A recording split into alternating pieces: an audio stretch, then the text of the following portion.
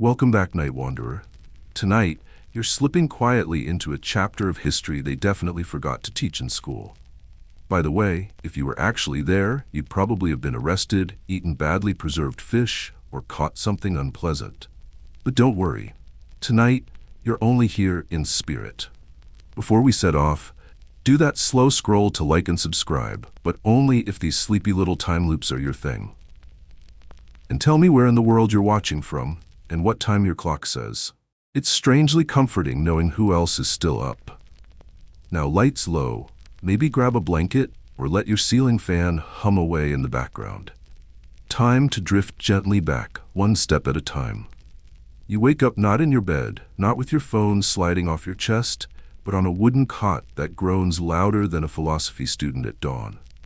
The room is dim, not because it's nighttime, but because Roman windows are less about visibility and more about decorative holes in the wall. The air is warm, too warm, and carries that sour, salty odor of fermented anchovies. Garum, of course. It's always garum. It wafts through every building, every alley, every pore of this city like a cheap perfume that refuses to die. Pompeii smells aged. You shift. The linen under you is coarse, brown, and questionably damp. Something bit you in the night. Possibly several somethings. A flea jumps from your wrist to your leg like it's late for an appointment. Your back sticks slightly to the thin woolen blanket you've sweat through, and your hips ache from sleeping on rope-bound slats pretending to be a mattress. A clay oil lamp still flickers on the wall, its smoke smudging the ceiling with tiny black sighs. The room is narrow, about the width of a hallway, with cracked red plaster walls painted with faint floral murals. Evidence that someone once cared, probably several owners ago. The ceiling is dark wood and low enough that you feel watched, and you are, by a crude wall fresco of Bacchus in a toga, raising a cup at an angle that suggests judgment. The cot creaks as you sit up, feet touching a terracotta floor cool from the night air. That floor, by the way, is your laundry. You spot one sandal, a crusty tunic, and something you hope isn't yesterday's dinner in a bowl that failed to escape gravity. From beyond the thin door made of aging cypress, you hear the clop of hooves on stone and a merchant shouting, "Fresh oysters, still wriggling." It's 7 a.m., and already someone is trying to sell mollusks in a city where refrigeration is a suggestion and food poisoning is a way of life. Your stomach rumbles, more threat than request. You survived yesterday's lentil stew, but you're not sure you'll survive the leftovers. You glance at your hands, calloused, dirt under the nails. The fingers of someone who lifts amphora, not dreams. There's a healing blister on your thumb from, what was it yesterday? Carrying firewood? Scraping the mosaic tiles? Holding your tongue during a forum dispute? You're not sure. The days blur together. But you're definitely not rich. There are no marble columns here, no atrium. No household slaves combing your hair or painting your nails with crushed beetle pigment. You are average. And in ancient Rome, that means you're expendable. You stand. The room sways. You grab the doorframe to steady yourself. From this perch, you can see the tiny alley outside, its cobblestones slick with last night's runoff. A stray dog trots past with something in its mouth that might have once been bread. Or not. You inhale deeply, instantly regretting it. Smoke, urine, donkey dung, and fried fish. The Pompeii blend. Not available in stores. There's movement behind you. A cough from the next room. Someone else lives here. Probably your cousin or a distant relative you owe a favor to, or who owes you rent. But in Pompeii, personal space is for senators. You mutter a morning prayer to your Lares, the household gods. A little shrine in the corner holds two tiny clay figures in the crust of last week's offering. One of them leans awkwardly, possibly from the last earthquake. Ah, yes. The earthquakes. You've felt a few lately. Small, sharp reminders that the ground under Pompeii is only pretending to be solid. But people ignore them. What's the worst that could happen? You hear the neighbor across the alley hawk something into a pot. That's your cue to start the day. Your body feels like it was borrowed from someone twice your age. Your joints crack like bad pottery. You scratch your scalp and dislodge something that might be sawdust or just Pompeii dandruff. There is no mirror. Only a polished bronze plate mounted near the door. You glimpse yourself. Tired eyes, crooked nose, toga draped over a nail. You wonder if anyone's ever looked awake in bronze. Outside, the city begins its chorus. Wheels over stone, children yelling, chickens panicking, and somewhere in the distance, a scribe arguing with a fruit vendor over the price of figs. You don't know it yet, but this is one of the last mornings you'll ever experience. Vesuvius is clearing its throat. But for now, you are only worried about bread, and that's the genius of it all. In the final days of an empire, in the shadow of a volcano, humanity does what it always does. Wakes up sore, smells something awful, and hopes breakfast doesn't kill them. Sleepily, stupidly alive. Just the way history likes us. You're not sure what wakes you first, the distant bleating of a goat being extremely upset about something that's probably not your problem? Or the ticklish sensation of a lizard darting over your ankle like it's part of some ancient Pompeian alarm system. You blink. Light leaks through the wooden shutters, casting faint golden bars across the dusty plaster wall. The room smells like warm earth, old olive oil, and something faintly sour, which might be the straw mattress under you or the tunic you forgot to wash for. Well, it doesn't matter. No one's sniffing your clothes unless they're paid to wrestle pigs or married to you, and you're tragically single at the moment, probably because of your face, your hygiene, or the bad omen from last week when a raven crapped directly on your doorstep. You sit up. Slowly. Because you've slept on a sack stuffed with straw, goat hair, and unresolved trauma. Your back crackles like a broken amphora. It's not pain exactly, more like your spine is muttering threats. You swing your legs over the side of the bed, feet landing on cool terracotta tiles that never fully warm up. One of them is cracked, and you keep stubbing your toe on it every other day, but the landlord says it adds character. You think it adds tetanus. Your sandals, worn leather with straps that cut into your ankle, like they're personally offended by your existence, sit by the bed. You eye them with the same wariness you might reserve for a slightly venomous snake. Still, you put them on. Your room is part of a modest insula, a crowded, multi-story apartment block that's made entirely of dreams, clay, and imminent fire hazards. It's the kind of place where you can hear everything your neighbors do, including the man upstairs relieving himself into a pot and the woman next door arguing with her mother-in-law about whether garlic is an acceptable breakfast. Spoiler, it is. You stand, eventually. The air is chilly and smells of the day's first cook fires.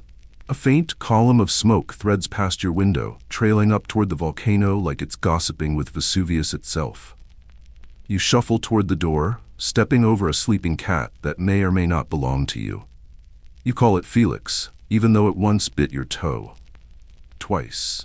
Outside the room is a narrow hallway, where someone's sandal has been abandoned mid-step, like they ascended into the heavens or tripped and gave up halfway to the communal latrine. You sidestep it like a seasoned Pompeian, graceful, irritable, and already tired. You descend the steps to the ground floor, ducking to avoid the low beams.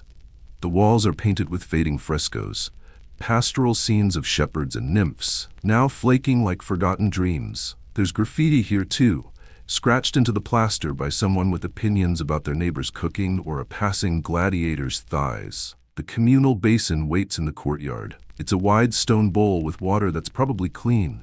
Probably. The last time it was scrubbed, a tribune was still in power. You splash your face anyway. It's either this or be mistaken for a hungover oracle again. A rooster crows. You glare at it. It glares back. Mutual respect. Somewhere beyond the courtyard, the market stirs. You hear the creak of ox carts, the low grumble of early hagglers, and someone shouting about eels. You assume this is related to commerce and not a personal emergency. Your stomach grumbles. You ignore it. You return inside to find your cousin, Lucia, already awake, brushing her hair with a carved bone comb and humming a song that's probably about doomed love or figs. She eyes you with the detached judgment of someone who has her life slightly more together. "Did you sleep?" she asks. "Like a statue, one that fell off a roof." She nods solemnly. "There's barley porridge. Is it edible?" She shrugs.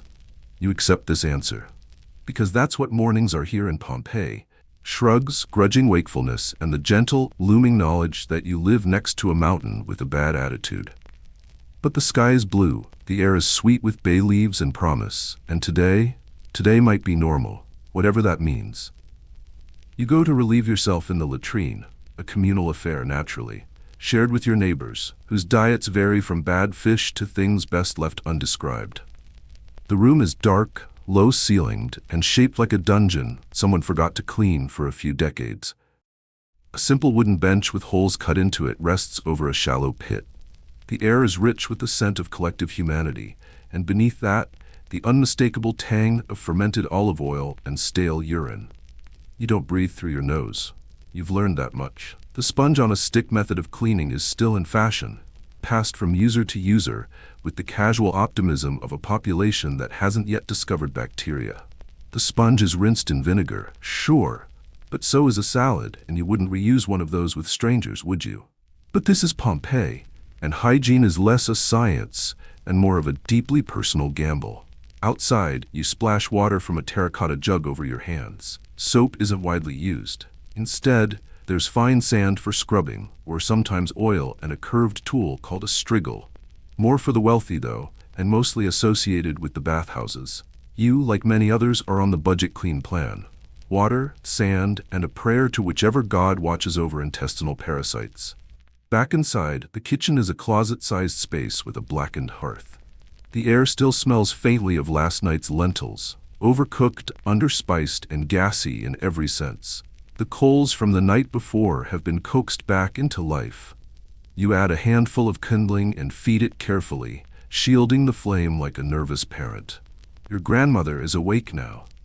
She's sitting hunched on a low stool, weaving reeds into a basket with the kind of calm that only comes from decades of knowing death is always just outside. She grunts something about the neighbor's daughter sneaking out again. There's always gossip, even in a city without newspapers. Especially in a city without newspapers. Your sister rushes by, braiding her hair as she walks. She's late for the water run. There's a public fountain nearby, fed by the aqueduct, but it's a long wait if you don't get there early. She grumbles as she grabs the amphora, which is heavier than it looks. As she exits, a rooster screams in protest from somewhere on the roof.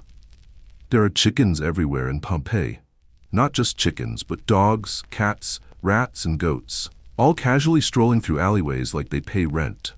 One of them, yours allegedly, is already scratching at the lintel, demanding scraps. He's earned none, but you know better than to deny him. You eat a few figs for energy. Not fresh ones, mind you. Those are for the elite. These are dried, chewy, and riddled with the possibility of wormy surprises. They're sweet in a desperate way. You chew slowly. The pit of your stomach remembers it's empty. You glance out the door. The morning light spills across the stones of the narrow street, golden and lazy, like it doesn't realize what's coming. Neighbors are stirring, emerging in togas or tunics, faces still sleep-swollen. A few nod your way. One scratches his armpit and farts without ceremony. The bakery's chimney is smoking. That's good. It means bread later. Bread you might afford if your father's client actually pays this week. A boy runs past with a basket of something that may have once been fish. You think about breakfast again. But no, better to save it for later. There's a chill in the air still, despite the sun. Something clings to your bones, like the whisper of ash. You lean against the doorway, stretching your limbs. Your back cracks. You are, by all accounts, a young adult. But labor has aged you like milk left in the sun. Your knees don't care about your birth date. They complain every time you kneel. You step out into the street. A cart rolls past, its wheels wobbling. The man driving it is arguing with himself in Latin. He's winning. Two dogs chase the cart for reasons known only to them. Overhead, birds wheel across a brightening sky. There's no sign of the mountain from this side of town, not from your little insula. But you feel it. Everyone does, even if they won't say it. A faint hum beneath your feet. A tension in the stones. Still, life continues. You've got errands to run, chores to finish, and approximately 14 new ways to avoid your landlord. Another ordinary morning in Pompeii, one of the last. You don't know that, of course. No one does. The town is breathing, bustling, gossiping, and waking up like it always has. But under the earth, something stirs. If you're imagining a grand Roman villa with marble columns and sunlight pouring in through atriums, stop. Erase it. You are not a senator. You are not a wealthy merchant with 2 slaves to hold up your toga and another to fan your olives. No, you are a plain, working-class Pompeian who sleeps above a bakery and smells like it. Your home is a narrow insula, or tenement, made of rough stone and plaster. You rent it, of course, because land ownership is for people with better sandals than you. The staircases creak ominously, not just from poor craftsmanship, but because the wood is perpetually damp. Rain sneaks in through the tile roof, and there's always the faint but persistent smell of mildew and old wine. You wake up, stretch, and immediately regret it. The straw-stuffed mattress beneath you was not built for human spines. Your back crackles like a dry amphora as you sit up. The linen sheet, dyed once upon a time a cheerful red, is now a tired shade of brown. The pillow, if you can call a lumpy sack of wool a pillow, has absorbed many secrets, including your nightly sweat and occasional tears. The air is thick with the smell of damp walls, stale air, and unwashed bodies. You are one of 5 people in this small apartment. You've long since gotten used to the soft snoring of your brother, the midnight farts of your uncle, and the occasional creak from your grandmother's straw mat as she shifts in her sleep. Privacy? Never met her. Now let's talk hygiene, loosely. There is no such thing as a personal bathroom. You and your fellow tenement dwellers share a communal latrine down the alley. Or worse, you rely on a chamber pot and hope no one kicks it over in the dark. Some nights, you swear it moves on its own. Bathing? Oh, you sweet summer fig. The local bathhouse is where you go to get cleanish, but it's also where you go to be judged. Your feet are cracked, your nails are blackened, and unless you've saved up a few coins, you're bringing your own oil and scraping tool, the strigil, to remove weeks of grime. Soap? That's for gulls and daydreamers. Let's not forget what public bath actually means in Pompeii. A delightful blend of lukewarm water, lingering body oils, and whatever bacteria your fellow citizens decided to donate that day. Roman aqueducts were a marvel, yes, but let's not romanticize communal bathtubs fed by tepid runoff and warmed with questionable engineering. The walls of your home are not just cracked, they're crawling. Lice and fleas treat your body like prime real estate. You scratch in your sleep and again as you rise. Everyone does. You've developed a little itch dance you perform each morning like a twitchy priest, invoking the gods of temporary relief. And it's not just you. Rats clatter through the beams at night like miniature burglars. Sometimes they chew the bread. Sometimes they chew the bedding. Once, horrifyingly, they chewed your uncle's toe. He still limps. Historically, rats weren't just unwanted guests, they were landlords. Archaeological digs in Pompeii have found rat bones mixed with food scraps in kitchen drains, suggesting the line between dinner guest and dinner was blurrier than one might prefer. You never really know what's in your stew, do you? The floor is packed dirt, because tiles are for temples and people who get invited to dinner parties. When it rains, it becomes a shallow lake of misery. And there is no chimney. The smoke from the cooking fire curls into your lungs like an affectionate ghost and leaves you coughing into your cup of watered wine. Speaking of wine, did you know most people drank it diluted, not for class, but because it was safer than water? Well, not much safer. Lead was a common additive to sweeten the wine. Yes, that's right. The same metal that ruins your brain today was a flavor enhancer in the ancient world. Cheers to your slowly dissolving neurons. You try to tidy up, but with what? A broom of stiff reeds and a sense of eternal futility? You swipe the dust from one corner to another, then give up and go back to itching. The walls are painted in what was once a fashionable shade of red and black fresco, now blistered and chipped like your cousin's teeth. The art depicts some mythological scene, but the mold has made Bacchus look like he's melting. You might be wondering, why not just repaint? Ah, friend. The pigment for Pompeian red was made with mercury and cinnabar, meaning the very act of touching it too often might give you hallucinations and organ failure. Style has its price, and the noise, oh the noise. You hear your neighbors' arguments, the clanging of amphorae, the call of merchants setting up early, and someone always yelling about a missing chicken. Always. Yet somehow this crumbling, filthy, crowded apartment is your sanctuary. Your dumpy, vermin-riddled, mildew-scented safe space. Because it's yours. And because the only thing worse than waking up in this house would be waking up outside it. You might be wondering, didn't the Romans have public baths and impressive plumbing? They did. And yet somehow everything still smelled like sweat, goat, fermented fish paste, and abandonment. The typical insula, a Roman apartment building, could be several stories tall and built largely of wood, stone rubble, and hope. They were prone to collapse and fire, and if the top floor didn't kill you with a structural surprise, it would finish the job with icy drafts in winter and suffocating heat in summer. Let's not pretend you're in the penthouse either. You're on the third floor, which means the rent is manageable, but the water supply is theoretical. You carry your own up in jugs, if you can afford it, or rely on suspicious neighbors who may or may not be diluting their bucket with alley runoff. Tap water? That's just a polite hallucination. And the bathroom? You don't have one. Not in your flat. You use a chamber pot, a kind way of saying open bowl of ammonia waiting to be tripped over in the dark. You tip it out the window in the morning with the obligatory shout of Cave Canem, beware the dog, which was also code for hope no one's walking by. Want something fancier? There's a public latrine down the street, stone benches with holes and a trench of running water below. It's communal. There is no privacy. You sit beside strangers, knees nearly touching, discussing politics while relieving yourself. The sponge on a stick in the corner? That's shared. You dip it in vinegar between uses and pretend that counts as sanitation. Honestly, it's not that different from a group chat, except you're squatting and the trolls are actual rats. Speaking of rats, your walls crackle at night. The gaps in the stone aren't just aesthetic, they're expressways for vermin. Mice nibble your bread crusts, silverfish chew the glue off your scrolls, and a bold flea might take up permanent residence behind your ear. You scratch, constantly. Lice, fleas, and bedbugs are part of the Roman experience. They're your roommates. They don't pay rent, but they're punctual. Did we mention the plague? Not the plague, wrong century, but smaller, more local delights. Typhus, dysentery, mysterious skin rashes, many courtesy of poor waste management. The sewage system did exist, but only for those who lived close enough and paid their dues. Most waste? It lingered. It ran down streets, pooled in alleys, and occasionally exploded from poorly sealed drains like the world's worst champagne. And then there's the smell.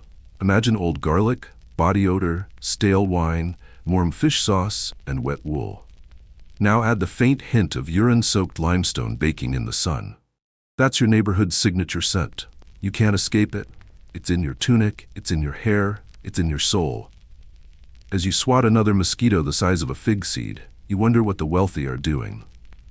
Ah yes, the domus owners with mosaic floors and atriums that don't leak. But even they aren't safe from the parasitic parade. Their fountains are breeding grounds. Their pet monkeys have fleas. And when their sewer backs up, it backs up spectacularly. Let's not forget the true horror. Roman landlords. They ignore roof leaks, charge for stairs, and insist that collapsed staircases build character. If you die in a fire, that's a win for them. They can rebuild and raise the rent. So you wrap your scarf over your nose, avoid eye contact with the cockroach in the bread basket, and try not to think about how many people peed on your street corner today. You breathe deeply and instantly regret it, because this is home. And you live here. There is a sound that awakens you, a dull clang of pottery, the scrape of stone, and the unholy squelch of something edible being coaxed into a vessel. That's breakfast calling. And like every good Roman of the working classes, you answer with low expectations and an even lower appetite. You shuffle out of your sleeping space, still haunted by the tang of mold and mouse droppings, and toward the hearth. There's no kitchen to speak of. You cook over coals in a brazier tucked dangerously near a wicker basket full of turnips and regrets. The flame is unreliable, the smoke is not. It clings to the walls, to your lungs, and to every garment you own. Now, to the food.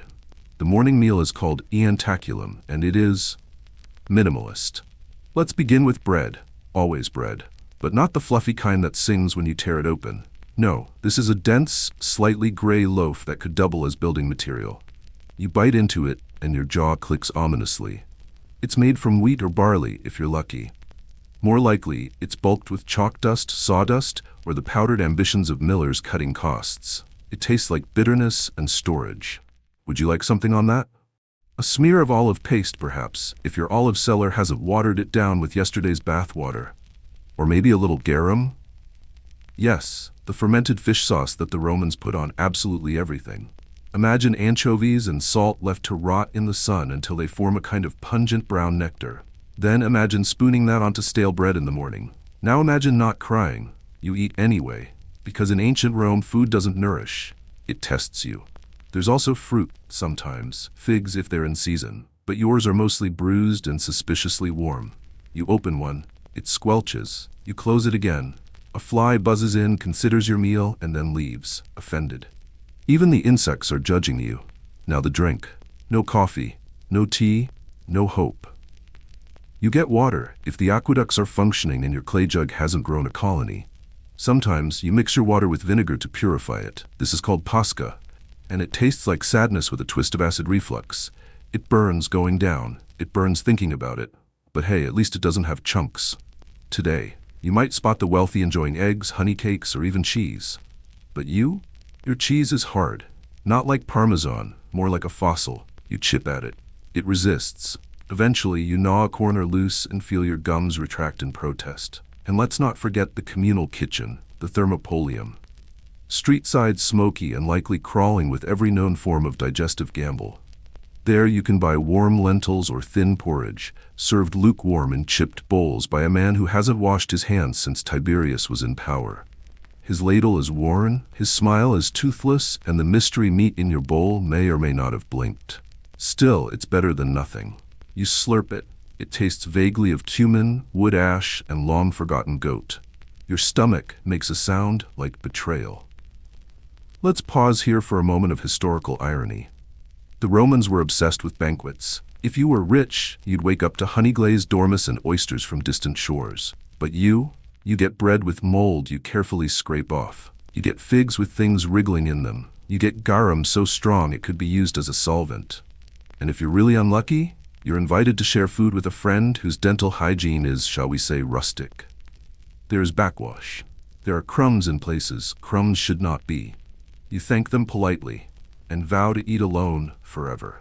After breakfast, you wipe your hands on your tunic, because napkins are a fantasy, and prepare for the day's labors with a belly that is technically full but spiritually empty. You've consumed your daily allowance of salt, bread, and existential reflection.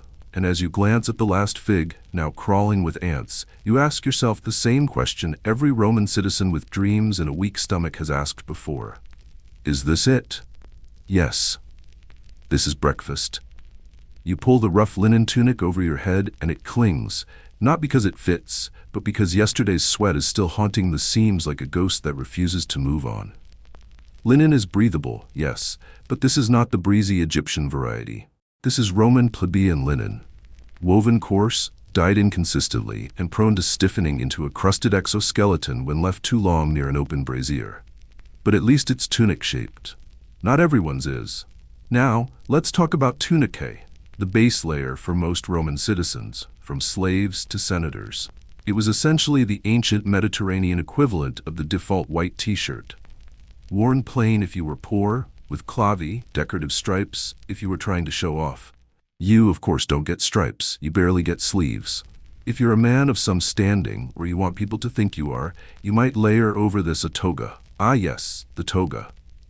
The world's most inconvenient garment. Picture a woolen sheet 6 meters long, wrapped and folded into place by a friend, or ideally a slave, because no one could put one on alone without emerging as either mummified or pantsless. It wasn't a wearable object so much as a mobile display of patience. If you were feeling especially ambitious, the toga could be styled praetexta, with a purple border, worn by magistrates and children, or pulla, mourning black when things got predictably tragic. Of course, the toga was only for Roman citizens. Foreigners, women, slaves, and basically everyone useful wore more practical garments, like the stola, for women, or subligaculum, an ancient Roman version of the loincloth, ideal for labor or gladiator work, neither of which you're excited to do today. Speaking of women, if you were one, your wardrobe would be equally miserable, but layered with added judgment. The stola, layered over a long-sleeved tunic, marked you as respectable. Respectable meaning married, owned, and expected to be mildly decorative. For footwear, maybe calce, stiff leather shoes you had to soak before putting on, or wooden-soled sandals with straps designed for maximum toe pinching. Let us pause too for the noble belt. This is not a modern accessory designed for style or utility. This is a strip of rope or fabric tied creatively around the waist or chest to convince your tunic it still has structure. One knot too tight and you've created your own compression injury. Too loose, you've invented the wardrobe malfunction 1,900 years too early. Let's not forget jewelry, though. Even the working class wore simple bronze rings or pendants, sometimes to show devotion, sometimes to hold charms against illness, and sometimes just because someone said, "This keeps the demons out." Spoiler, it didn't. But that didn't stop them from wearing bulla, protective amulets, or phallic charms shaped like tiny bronze penises to ward off evil. Yes, really. Rome was nothing if not subtle. And what of cosmetics?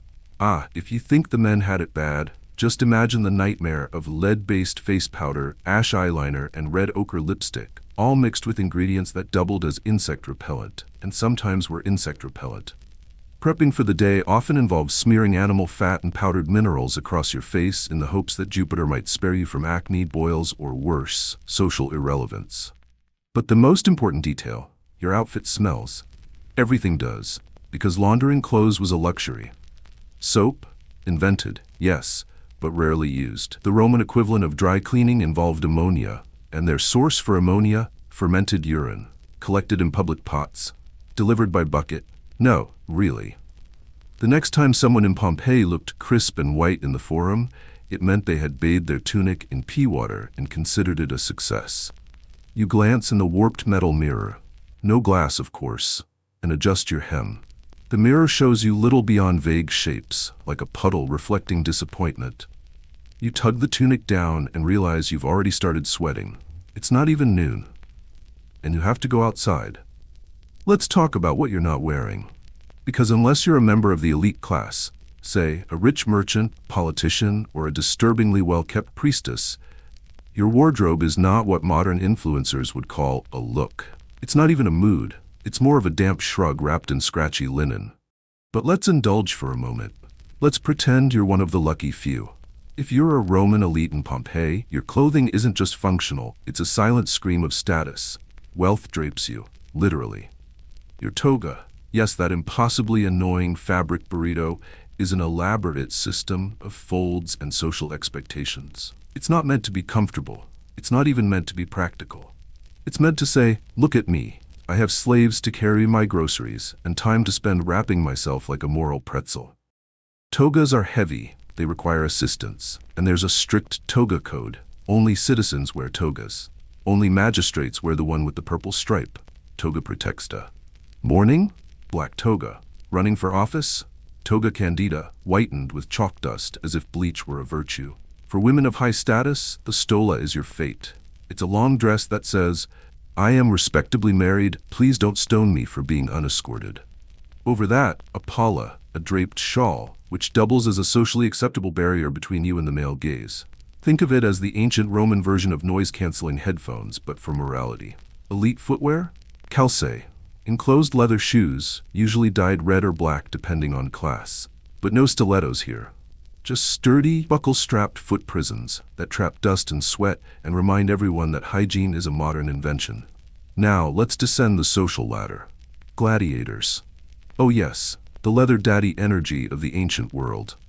They didn't walk around in armor all day, contrary to cinematic exaggeration, but they did have outfits designed to both intimidate and entertain. If you're unlucky enough to be one, your gear is both a costume and a curse.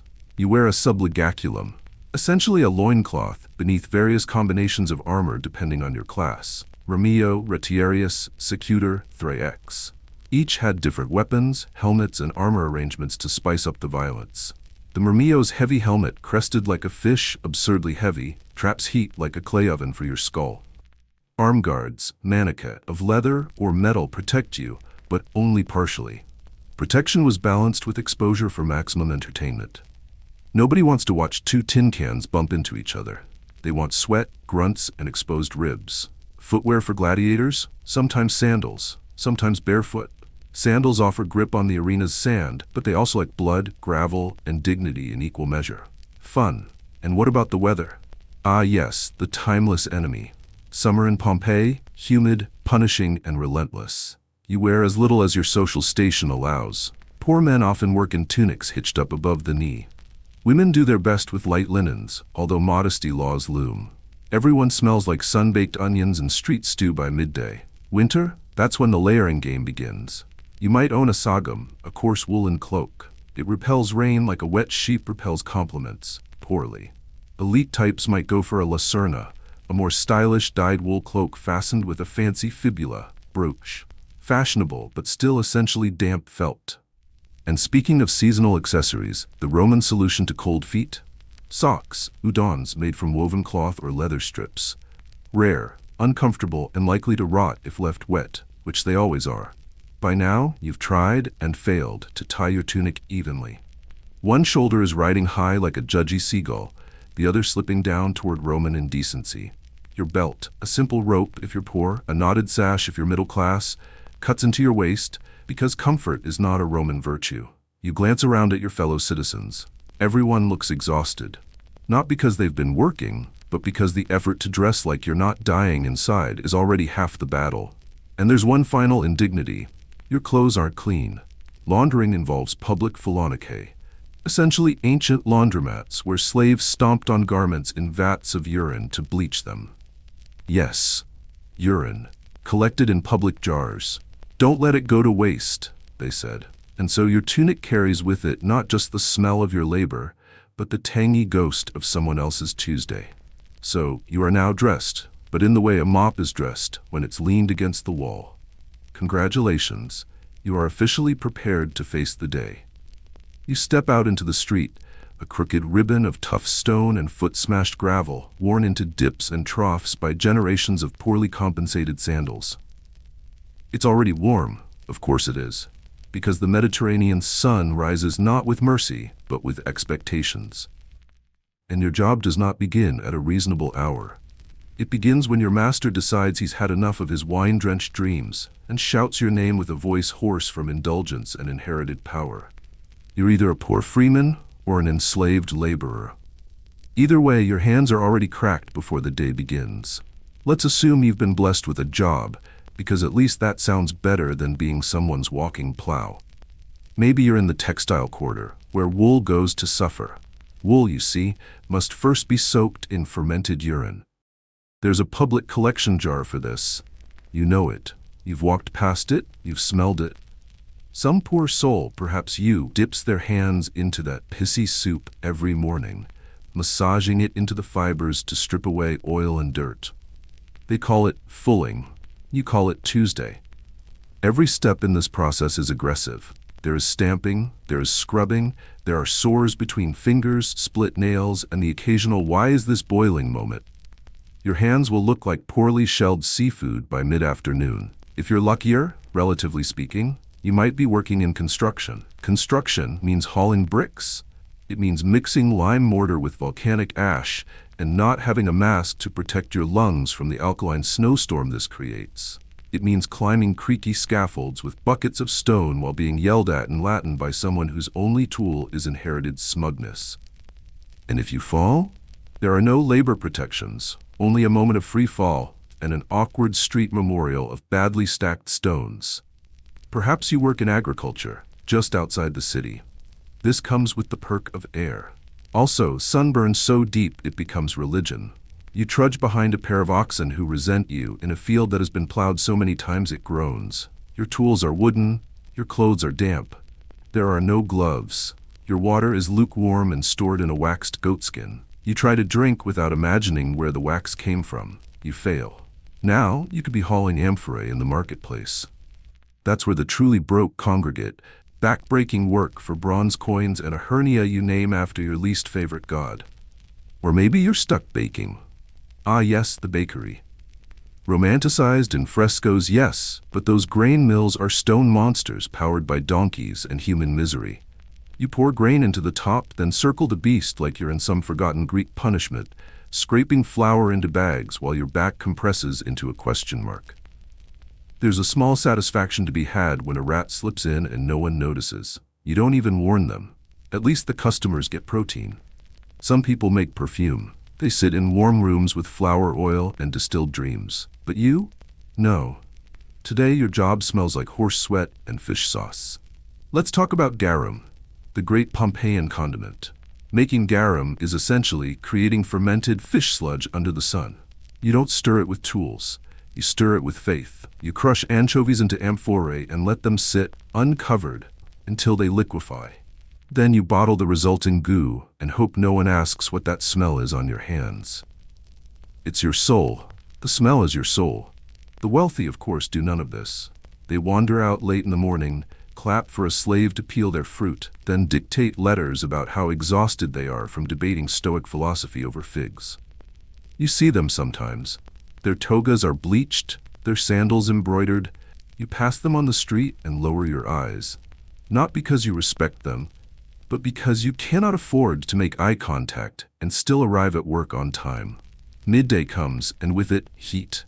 If you're near the forum, you get shade from the porticos. If not, you get scorched.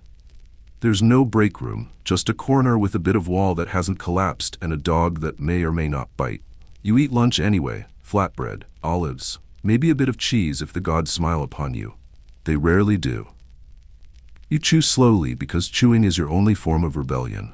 By late afternoon, your muscles ache like overused metaphors. Your feet hum with blisters. Your tunic clings to you in ways it shouldn't. Someone shouts and you pretend not to hear. Someone else slips and is not helped up. You consider your life, then immediately stop because there's no time for existential spirals when your overseer has a stick. By the time the sun sets behind Vesuvius, your spine has declared bankruptcy. Your fingers twitch involuntarily, and your stomach is as empty as your dreams. But you live. And in Pompeii, that's more than some can say. You don't feel well. Maybe it's the fact that your breakfast consisted of stale barley bread and a lukewarm fig that smelled like a question. Maybe it's the damp chill clinging to the walls of your domus. Or perhaps it's the festering wound on your leg from that time you tripped on a paving stone and fell into what historians might politely call a puddle of civic waste. Whatever it is, your body is demanding answers. Unfortunately, in ancient Pompeii, answers come in the form of opinions, and most of them are from a man named Flavius who swears his uncle once healed an inflamed spleen with goat butter and prayer. Let's begin with diagnosis. You shuffle through the winding streets, clutching your side. The pain is sharp, radiating, and probably a sign of something unpleasant like appendicitis. But of course, nobody here knows what an appendix is, let alone that it can rebel. No one will utter the words infection, bacteria, or let's sterilize that. Instead, you'll hear phrases like, your humors are imbalanced, clearly too much black bile. Have you considered you're being punished by the gods? The prevailing medical theory of the time is humorism, a concept that believes your health is governed by 4 bodily fluids: black bile, yellow bile, blood, and phlegm. Appetizing, yes. These fluids must remain in balance, though what that balance looks like is largely speculative and seems to change depending on the weather, moon phase, or the doctor's mood. Enter the medicus. He's not a doctor as you know the term. He might have apprenticed with someone who once assisted someone who saw a doctor work, or he might be a freed slave who learned a few procedures by trial and catastrophic error. Credentials? Absolutely not. But he has the confidence of someone who once survived a boil lancing and now believes he is the vessel of divine knowledge. He examines you. That is to say, he looks at you while stroking his beard thoughtfully and murmuring about liver vapors. He touches your forehead. Too cold, he says. You must be purged. You brace yourself. Purgatives and vomitoria. One popular method of restoring balance is violently expelling whatever's inside you. This could mean being fed a chalky drink made of crushed herbs and vinegar, if you're lucky, or a potent sludge brewed from boiled wormwood, rancid oil, and in some cases, ground lead. The goal isn't to make you feel better. The goal is to make you feel empty. Vomiting is considered noble. A healthy purge could drive out evil spirits, bad humors, and last week's bad decisions. If you're not vomiting, are you even trying to get well? Still not improving? Clearly it's time for bloodletting. Ah, bloodletting, the time-honored tradition of draining life to preserve it. If your humors are misaligned, surely draining one of them will fix things.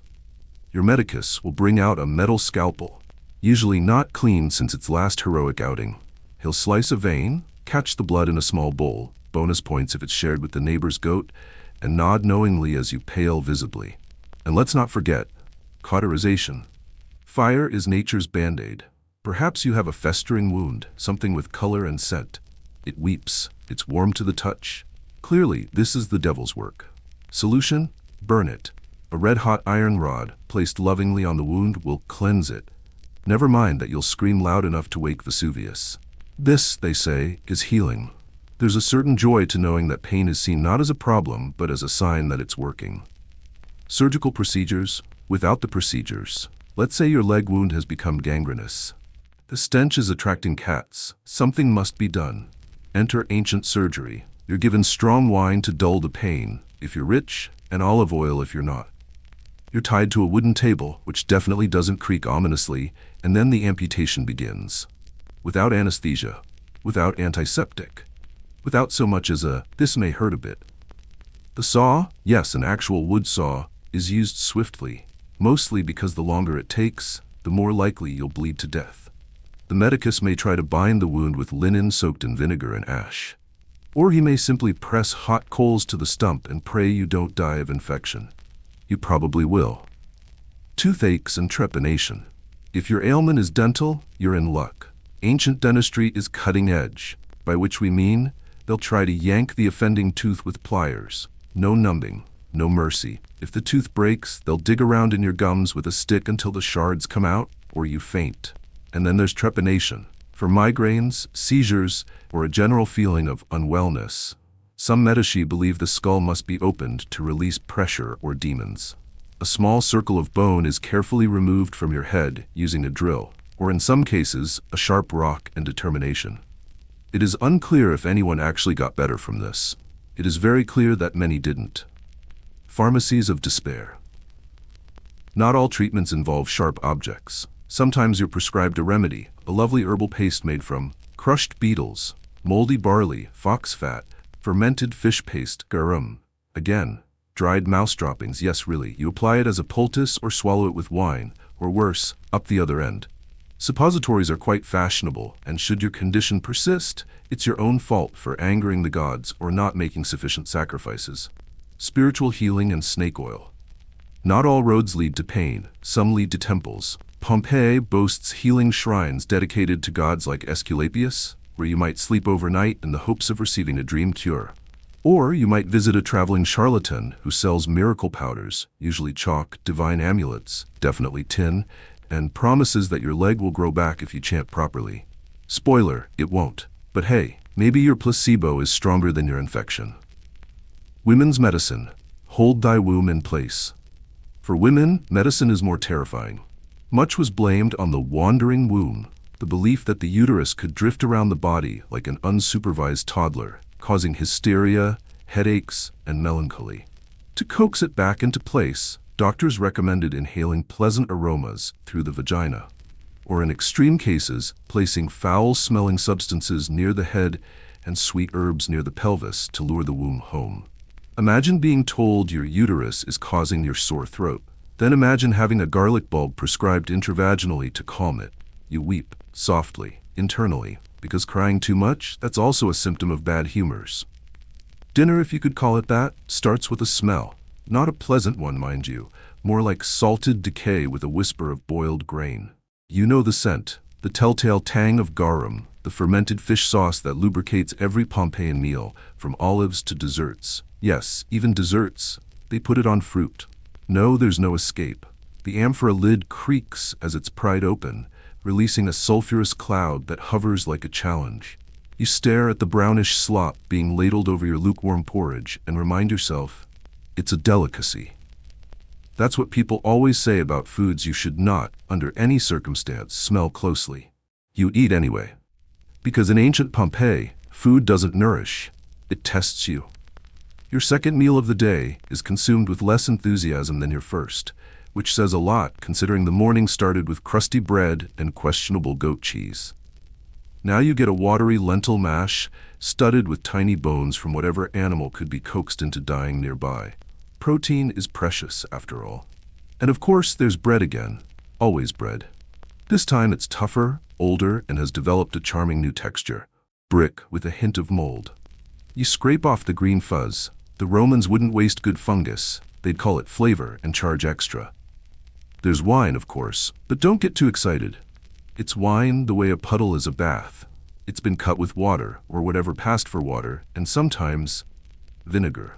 The taste hits you in stages, sour, then murky, then something resembling sadness.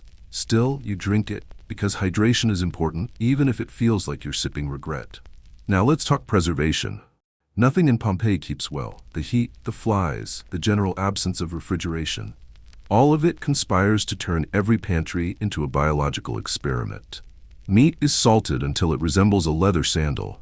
Fish is pickled until it disintegrates. Fruit is dried, fermented, or infested. And milk?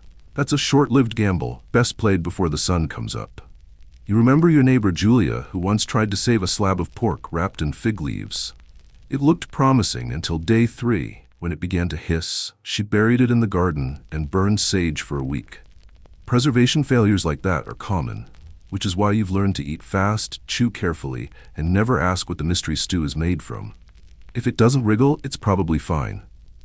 Yet somehow, this meal, this symphony of brine, grit, and unidentifiable textures, brings people together.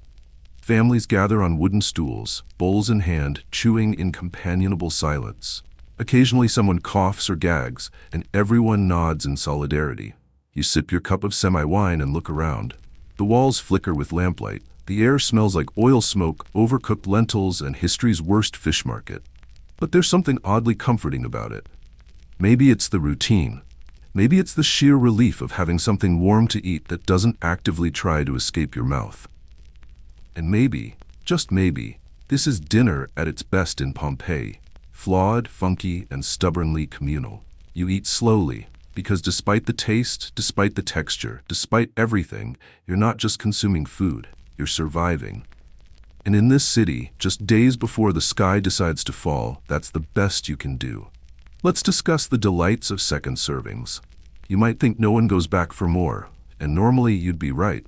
But hunger, much like Roman plumbing, is both persistent and occasionally toxic. You ladle yourself another scoop of what is either lentils or pulverized pigeon, depending on who cooked it. It's mushy, vaguely warm, and has the consistency of ambition left too long in the rain. Children slurp noisily, fingers sticky with honey if the household has coin to spare. A rare treat, reserved for days when your father hasn't lost another bet at the baths. Otherwise, it's fruit scraps or the jelly-like leavings of yesterday's barley pot, reheated until it forms a skin that defies removal. Meanwhile, the flies stage an opera on the edge of the bowl. No one bats them away. They're just part of the scenery now.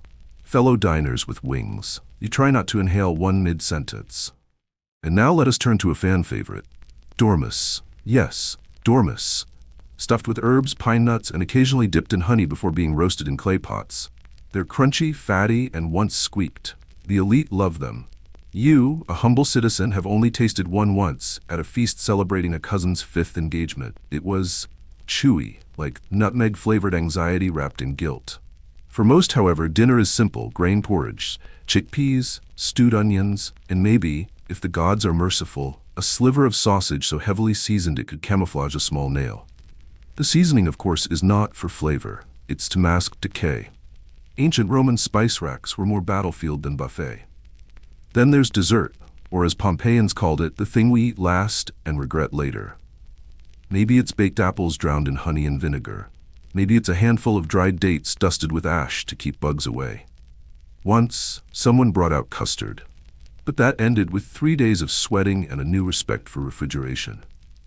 And don't forget the ritual of thanking the household gods. Before the final bite, someone mutters a half-sincere offering to the Lares, guardian spirits of the home. The shrine in the corner flickers with candlelight. It's dusty. One of the figurines is missing a nose, likely chewed off by a rat. Still, it's tradition. Now let's take a brief detour into Roman culinary philosophy, which is to say, if it smells strong, it must be good for you. They believed garum had medicinal properties. Yes, the sauce made from fermented fish guts was considered curative, particularly for diarrhea, which is either cruel irony or brutal efficiency. Fun fact, some recipes called for boiling down fish heads with herbs until they formed a gray paste. This was smeared on bread or used as eye ointment. Yes, for the eyes. No, I don't know why. And no, it didn't help. All of this takes place under the dim flicker of oil lamps, which provide just enough light to identify your food, and just enough shadow to pretend you didn't see the bug in your grain. You chew slowly, letting your jaw do the emotional labor your soul refuses to. Your neighbor stops by with a jar of olives so shriveled they look like cursed grapes. You offer him some leftover barley and a nod of solidarity.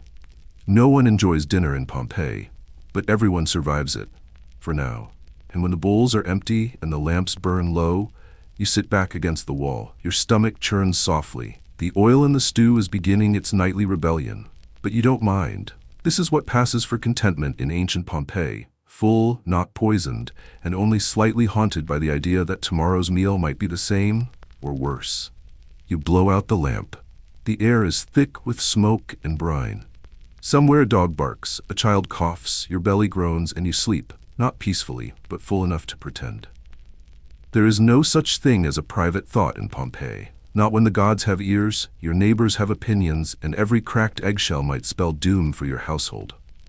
The day is cooling, slightly. Not enough to be pleasant.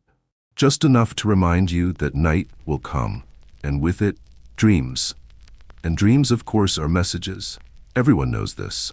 Just as birds are messengers, and smoke patterns, and the way your dog looked at you this morning. You pause in the atrium before stepping outside, turning briefly toward your lararium, a small household shrine tucked into the corner of the wall, painted with fading scenes of Lares and Penates, the guardian spirits of home and pantry. You bow your head, murmur a rote prayer under your breath, and touch your lips, then your chest. You've done this every day since you were old enough to walk. You don't know what would happen if you skipped it, and frankly, you don't want to find out.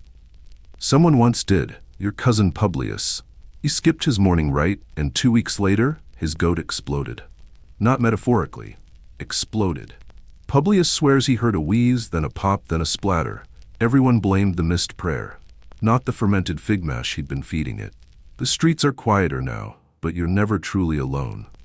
Behind you, a neighbor tosses a handful of salt over her shoulder, not because of a spilled aff, but because she saw a crow that looked too knowing. You nod politely. You get it.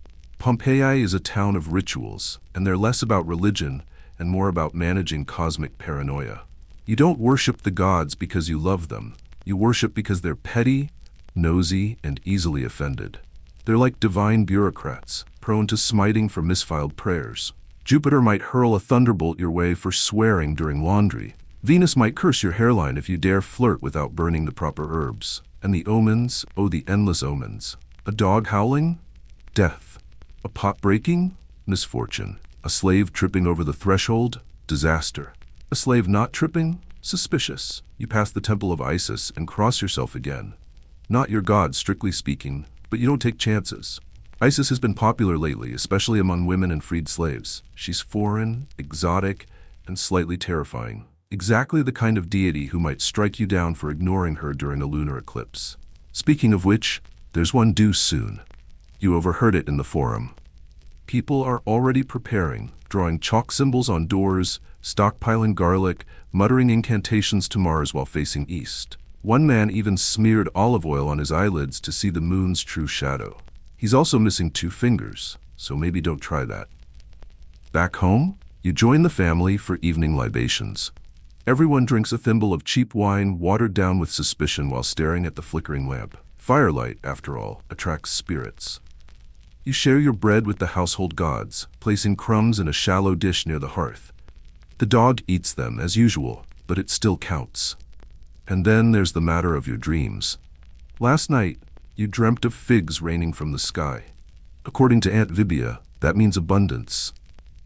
Unless the figs were bruised, in which case it foretells disappointment in love. Yours were, disappointingly, both overripe and slightly angry looking. You could ask the haruspects, a professional who reads omens by slicing open animals and inspecting their livers. But the last time you tried, he told you your fate was cloudy and damp, then charged 2 denarii and went off to buy oysters. Instead, you ask your neighbor, a self-proclaimed dream reader who once got high off poppy fumes and predicted her own marriage to a marble statue. She tells you your fig dream is a sign you'll come into wealth, but warns you not to accept any gifts on a Tuesday. You agree. You don't even know what day it is anymore, but it sounds reasonable. All around you, belief and fear are indistinguishable. Did you offend Mercury by stealing that apple yesterday? Did your sneeze mean Neptune disapproves of your sandals? Is the dead pigeon outside your door a message or just dinner for someone else? You don't know. And that's the point. Because in Pompeii, faith isn't peaceful. It's strategic, it's performative, and it's absolutely everyone's business. Your neighbor watches how you light the evening oil lamp. Your cousin critiques your incense blend. Even your dog side-eyes your prayer posture. By nightfall, you're exhausted not from labor, but from spiritual vigilance. You've dodged divine wrath, avoided curses, flattered deities you don't even believe in, and survived a suspicious sneeze. Barely. Still, the stars come out, the world softens, and somewhere, some god you forgot to thank is likely writing your name down in a ledger with a disappointed sigh. But for now, you sleep. Ah, leisure in Pompeii. A term that promises joy, laughter, perhaps a light-hearted game or two under the sun, until you realize that in the shadow of Vesuvius, fun wears a toga stained with wine, blood, and a good amount of very bad decisions. Let's begin with the baths, the great equalizers of Roman society. You've scrubbed off your superstitions for now, and like any self-respecting Pompeian, you make your way to the local bathhouse, not for hygiene, gods no, but for gossip, politics, and judgmental, naked strangers. Inside the thermae, steam curls in the air like divine breath laced with mildew. You're immediately assaulted by a mixture of hot brine, sandal grease, and someone's lingering flatulence. The walls echo with slaps of wet limbs, grunts, arguments, and the occasional outburst of what you hope is laughter. You undress beside a man with a scar shaped like Sicily, and another who may or may not be flexing at a corner pillar for 10 full minutes. This is normal. You step into the tepidarium, the warm room, where you pretend to relax while scanning everyone else for new boils, back hair patterns, or signs of disease. Your own skin is glistening with sweat, oil, and the early stages of a mysterious rash. You proceed to the caldarium, where the heat feels like being slow-cooked in goat broth. You try not to think about the last time this water was changed. And then the strigil, a curved scraping tool resembling both a medical implement and a weapon. An attendant rubs oil onto your skin generously from a jar that has seen too many hands, and then scrapes it off, removing dirt, dead skin, and probably a few regrets. This is what passes for relaxation. But the bathhouse isn't your only option. You could visit the amphitheater, where the blood sport of choice is gladiator combat, a noble tradition wherein heavily armed men reenact mythological scenes and/or stab each other for crowd approval. You've seen a man dressed as Hercules beat someone to death with a club made of real wood, then take a bow with a dislocated shoulder. The crowd roared. There are also beast hunts, where imported animals, lions, bears, crocodiles, are released into the arena, that confused and dehydrated, only to be killed by trained performers or occasionally the audience. Once, a local tax collector got mauled after tripping over his own tunic. People still talk about it fondly. You chuckle. That guy overcharged everyone. But perhaps you prefer more intellectual pursuits? Pompeii boasts taverns, gambling dens, poetry recitations, mostly bad, and a thriving industry of public insults. Yes, you can stroll through the city and read graffiti that ranges from romantic despair to slanderous commentary about who exactly is sleeping with whom and how poorly they're doing it. One such gem, Theophilus, don't trust Decimus. He stinks like fish and lies like mercury in heat. You don't know who wrote it, but you agree wholeheartedly. Speaking of law and order, Pompeii's legal system is, shall we say, performative at best. Justice is swift, not because it's efficient, but because no one has time for appeals. Fines are common, so are public beatings. If you're unlucky, you may face branding or exile, although that usually depends on how connected your family is. Spoiler, yours isn't. The courts operate out of the basilica, a big, echoey space where magistrates preside in robes that make them look both important and slightly confused. You once sat in on a trial where a man was accused of poisoning his neighbor's goat via malicious staring. It ended in acquittal after a witness claimed the goat had it coming. Back to entertainment, if you can call it that. You might join a dice game on the street, huddled over a board scratched into stone. The dice are loaded, everyone's cheating, and the winner typically gets a free drink or punched in the jaw. You're bad at it. You play anyway. Or maybe you'll catch a street performer, a man balancing on a barrel, playing the lyre poorly while his monkey pickpockets distracted onlookers. You've seen this monkey before. His name is Tullius. He's smarter than most senators.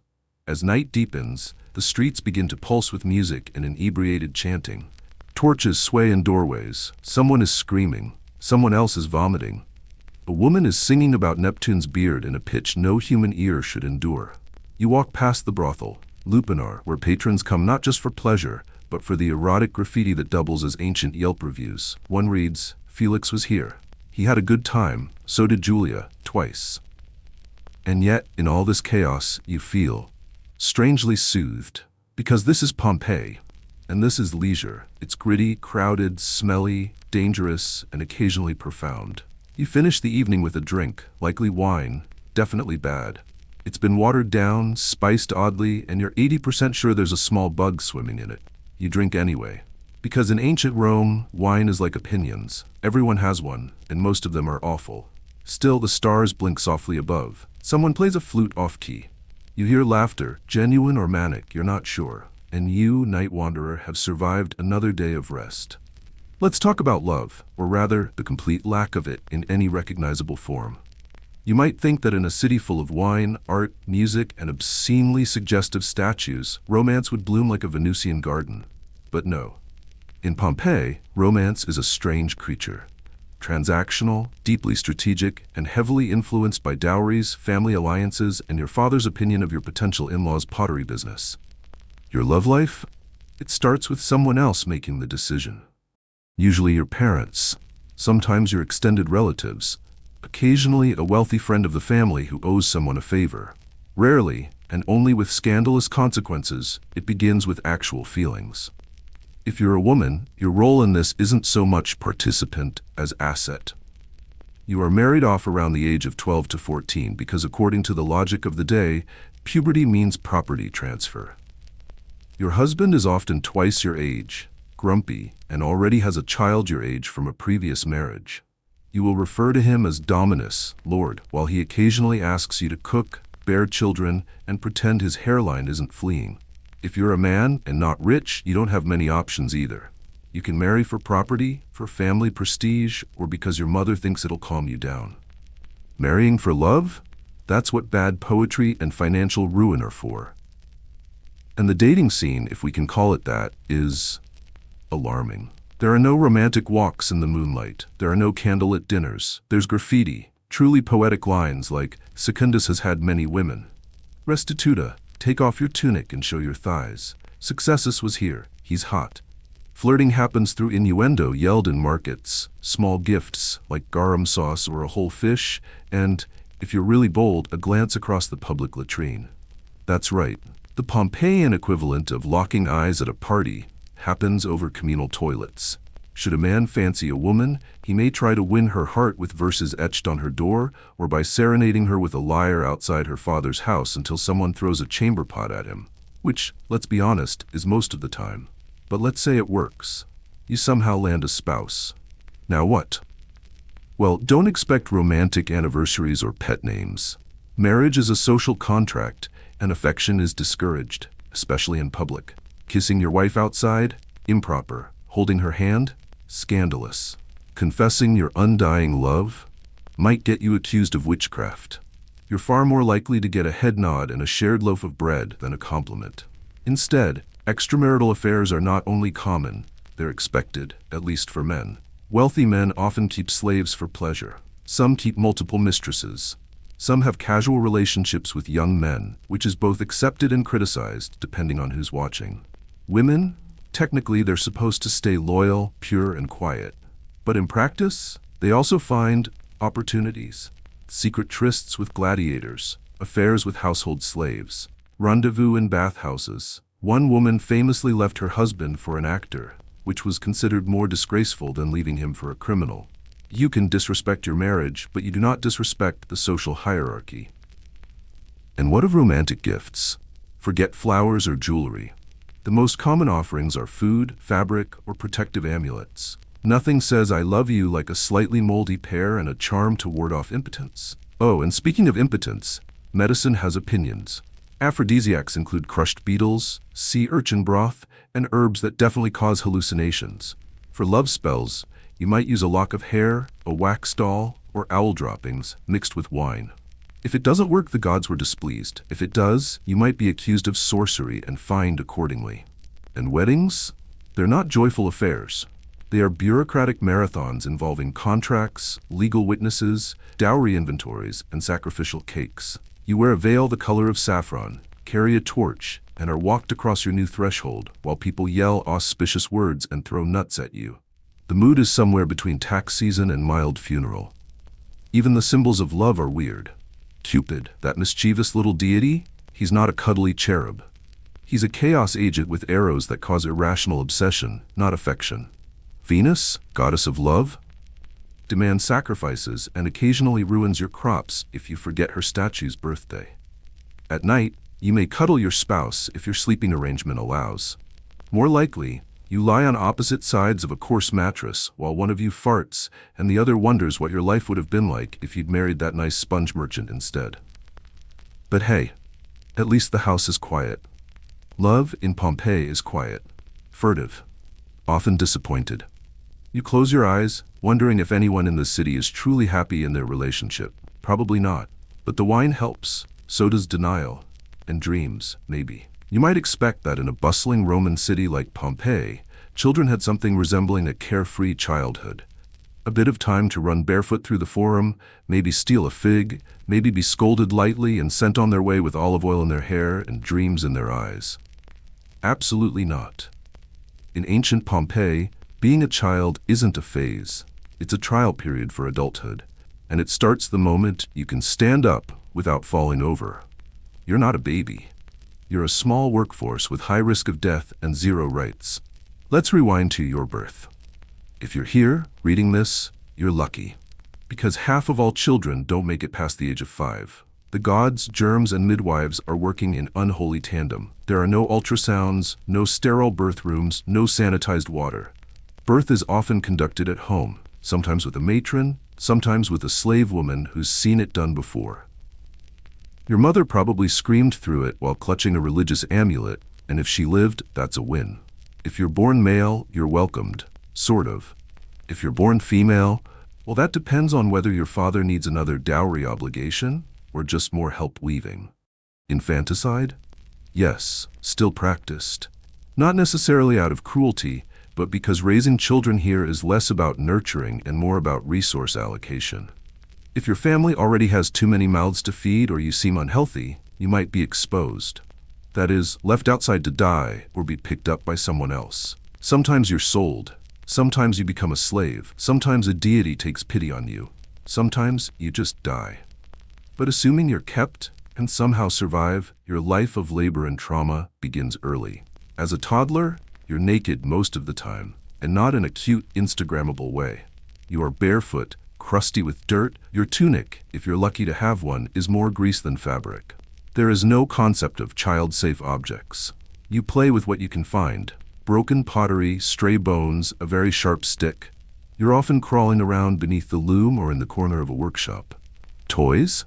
Technically they exist. Carved dolls, miniature carts, knuckle bones for dice games, but they're rare and usually owned by wealthier families. You're entertained by a beetle crawling on a tile. And then you grow.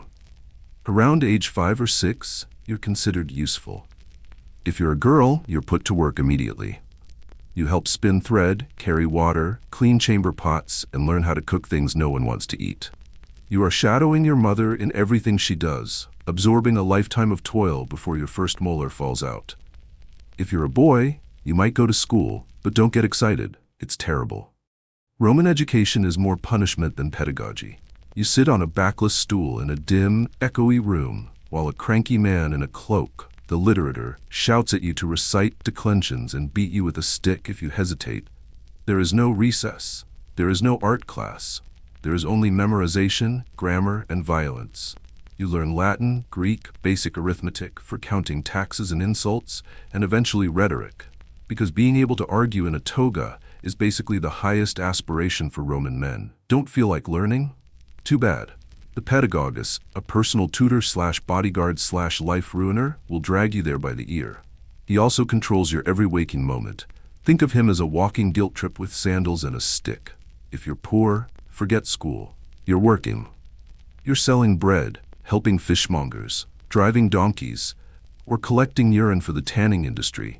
Yes, that's a real job. Pee is valuable for bleaching cloth and softening leather. You might be stirring vats of fermenting garum, the fish sauce that fuels Pompeii's culinary horrors. That smell will never leave your nose. And heaven help you if you're a slave child. Then you're not even seen as a person. You are a tool with tiny hands, ideal for cleaning, sewing, or crawling into spaces adults can't reach. No education, no freedom. Just work, punishment, and early death. But even wealthy children aren't safe from existential dread. You're constantly reminded that the gods are watching, and they are petty. You wear amulets like the bulla to ward off evil spirits, and your parents offer sacrifices to protect you from illness, jealousy, and the general malevolence of the universe. Your nightmares aren't about monsters under the bed. They're about Venus being angry that you forgot to thank her for puberty. Girls are married by 12 or 13. Boys are considered adults at 15. There's no teenager stage. There's no emotional growth period. There's just an abrupt shift from child to taxpayer. And celebrations? Sparse. Your birthday is mostly forgotten unless you're upper class. There's a ceremony when you get your toga virilis, your man toga. It's itchy, heavy, and uncomfortable, just like the rest of your life. Still, somehow, kids laugh. They race snails. They sneak dates from the market. They dare each other to touch the hot bathhouse walls. They draw lewd images on the walls with charcoal. Because even here, even in a city where children are mini adults with terrible dental futures, the instinct to play doesn't die. But play is fleeting. Because soon it's back to work, back to obeying, back to surviving. And if you're still awake, dear viewer, congratulations. You've survived childhood in Pompeii, a minor miracle. You've earned the right to be bored and miserable for the rest of your short, exhausting adult life. You do not own a pet. That is not a concept that exists in Pompeii in the way your modern mind understands it. No pampered French bulldogs in sweaters, no aquariums with mood lighting, no cat trees. But you do have animals, creatures that drift between companionship and labor, between infestation and furniture. And most of them have names, or at least nicknames. You talk to them. Sometimes they talk back.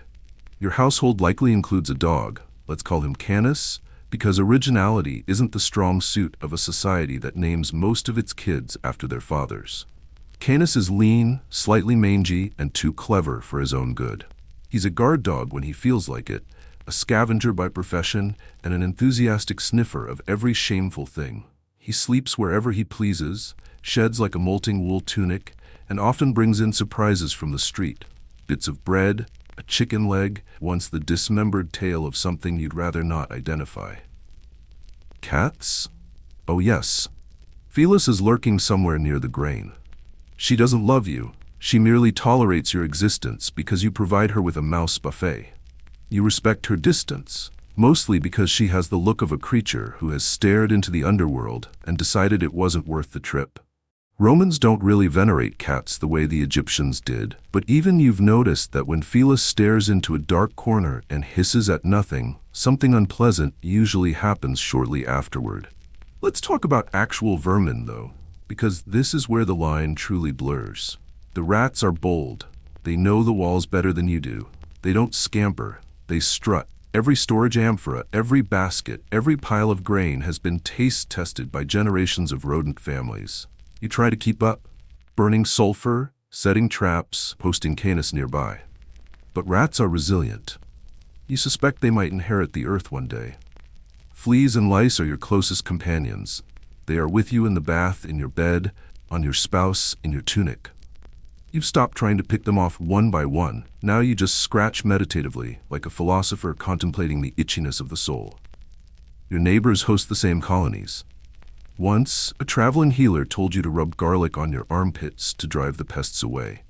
You did. The fleas stayed. The friends left. Birds, they're mostly omens. You don't own birds, you observe them with suspicion. Did that crow call 3 times before breakfast? Trouble. Did the stork land on the roof at sunset? Mixed results. Did you hear the screech owl last night? Start digging a grave, someone's on their way out. Snakes, on the other hand, are complicated. If you're lucky or cursed, who knows, you might have one living in your walls. Romans sometimes saw them as household spirits, divine guardians in serpent form. You feed it milk, whisper a prayer, and try not to think about the fact that it slithered across your face last week while you slept. Coincidence? Perhaps. But also, absolutely not. Chickens and goats round out the ensemble. Not quite pets, not quite livestock. They blur the line by sheer proximity. The chicken you trip over every morning in the atrium might be tomorrow's lunch. The goat your child naps beside might be bartered for a better one next week. Bonds are fluid here, and affection is often measured in utility. And let's not forget insects. The buzzing, biting, always droning soundtrack of your life. Mosquitoes swarm like tiny winged tax collectors. You've stopped swatting, what's the point? They always come back, and always hungrier. What does it feel like to live among this chaotic zoo? It smells like wet fur and animal breath, with notes of dung and old straw. It sounds like barking, clucking, squeaking, scratching, and the occasional scream when something finds its way into the bath. It feels like being watched, because you are. Constantly. A dozen eyes in every room, none of them human. Still, there's comfort in the mess. You talk to Canis like he's your therapist. You bribe Phyllis with scraps like she's the goddess of grain. You share your misery with fleas like they're old friends who simply won't leave. And somehow, in all this, you sleep. You dream of quiet rooms and clean sheets, of days without scratching or stepping in something warm and unspeakable. But then you wake up, and the chicken is already crowing inside the atrium. You rise to a morning sky as blue and smooth as polished lapis lazuli, the kind of brilliance that promises warmth, calm, and deceit. Because in Pompeii, the weather is a fickle actor, stage lit by the Mediterranean sun, but always auditioning for catastrophe. It is late August, which in the Bay of Naples means the kind of heat that seeps into your bones, then sits there smugly like it paid rent. The breeze that once flirted with your linen tunic now seems to have packed up and moved to Gaul. And the air? Thick, like you're inhaling hot stew through your nose. The stones beneath your feet are scalding by mid-morning, sun-soaked and radiating like a griddle forgotten over a flame. No sandals? Say goodbye to your soles, both the leather ones and your own skin. And yet you march on, because weather is not a polite conversation topic. It's a tyrant. You do not speak of it. You submit to it. Rain is rare this time of year, but when it comes, it's biblical. Buckets, barrels, sudden and uncaring. It washes grime from walls and dignity from pedestrians. The city's drainage systems, such as they are, quickly become rivers of regret. You'll be trudging through knee-deep brown water, wondering if that was a fish or a rat brushing against your leg. Pompeians have no umbrellas, of course. Instead, you clutch your wool cloak tighter and hope it doesn't soak through. Because once wool is wet, it stays wet. And heavy. And rank. Like a fermented sheep. But none of this prepares you for the truly capricious moods of the sky. Like the wind. Wind in Pompeii is not your friend. It whips down alleys, stirring trash, dust, and whatever the neighbor's goat left behind. It slams shutters open and closed like a toddler on a sugar high. And God's help you if you're wearing anything that could be considered a toga. The wind will perform a public disrobing with theatrical flair. And then there's the ash. Oh, not yet. Not today, but it lingers. Some days, the air feels off. Not smoky, not yet, but dry in an unfamiliar way. You cough, not because you're sick, but because the wind has teeth and your throat is its chew toy. You squint more, you catch yourself staring longer at the mountain. Yes. That mountain, Mount Vesuvius. It does not smoke, not openly, not in ways you would recognize as a warning. It sleeps, or pretends to. But sometimes, just sometimes, the ground is twitchy. Your wine jug wobbles, the birds fall quiet, the dogs howl in a way that curls your spine.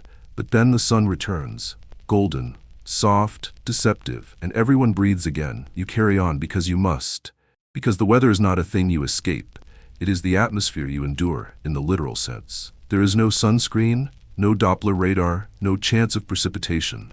There is only what the gods allow and what they sometimes hurl.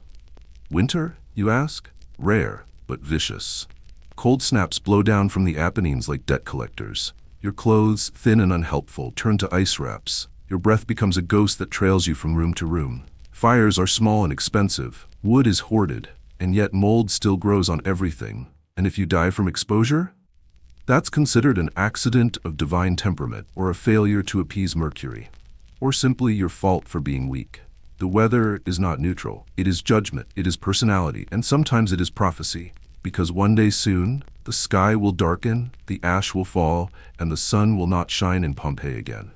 But for now, it's hot, uncomfortably, unrelentingly, undeniably hot, and the only shade you'll get is from your own collapsing expectations.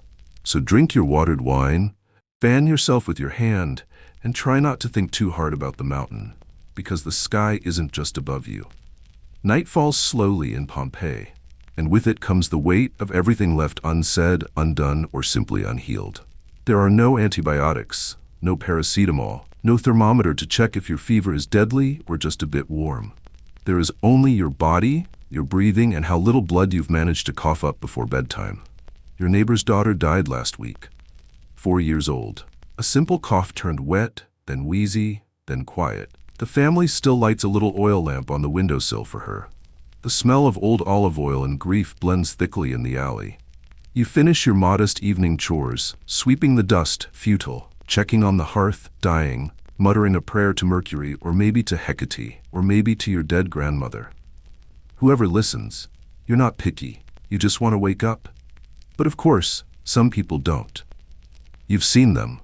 The ones who lie down to nap and simply never open their eyes again. Young men, middle-aged women, old salt and pepper heads bowed in sleep forever. Sometimes it's a fever, sometimes a fall from a ladder, sometimes just the weight of living here. Death in Pompeii doesn't make much of a fuss.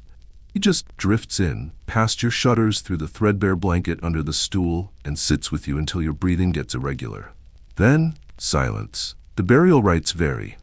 Poor families cremate and scatter. Wealthier ones build tiny tombs along the roads out of town, little houses for the dead to keep talking to the living. Some are decorated, some are cracked. All are ignored after a while. Because in this place, grief is both constant and inconvenient. You still have taxes to pay. Sometimes you hear a wail in the night, keening from a mother who's found her child cold, or a brother who's returned to find a sibling collapsed behind the bakery. It carries across the rooftops like a ghost in training. You turn in for the night. Your bed is rough and your blanket thin. The wind sneaks in through the shutter slats and tickles your bare toes. Your stomach growls one last complaint, which you ignore. Tomorrow is another struggle. The fire is out. The house is dark. Outside, the mountain watches you sleep. You do not know that you are living in history's parentheses, one of the last calm nights before an explosion that will bury your entire town in stone, ash, and myth. But tonight, just another ordinary evening in Pompeii. One with the usual coughing, one with the usual prayers, one with the usual vague sense that something isn't quite right. You drift to sleep wondering if the gods heard you, or if they were busy working on something a little more dramatic. And high above you, the volcano exhales. Just once.